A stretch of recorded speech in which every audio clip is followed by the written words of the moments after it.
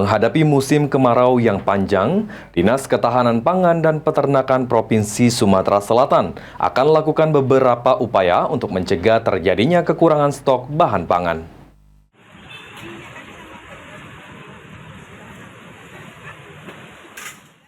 Di musim kemarau, Dinas Ketahanan Pangan dan Peternakan Sumatera Selatan memastikan bahan pangan untuk sekarang tercukupi.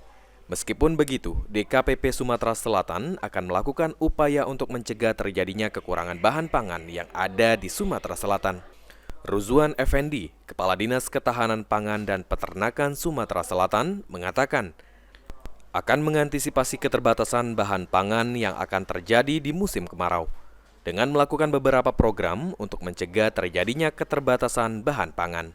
Bukan kelangkaan tapi kekurangan stok, kita sudah juga mengantisipasi dalam rangka kita mendatangkan dari luar. Kita juga mungkin ada KAD dengan luar gitu loh, kerjasama antar daerah, sehingga akan ada bahan-bahan pokok yang tetap stabil.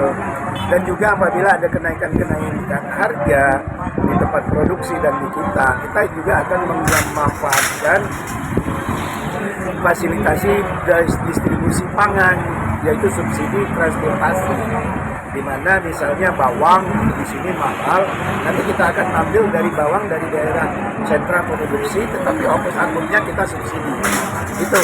Itu program-program kita. Ruzwan menghimbau agar masyarakat tetap bijak dalam penggunaan bahan pangan serta mengajak masyarakat untuk menanam kebutuhan pangan sendiri sehingga tidak terjadi kekurangan. Dan pemerintah akan mengadakan subsidi pangan, pangan murah, dan operasi pasar untuk mencegah terjadinya kekurangan bahan pangan. Ridho Ilahi, PAL TV.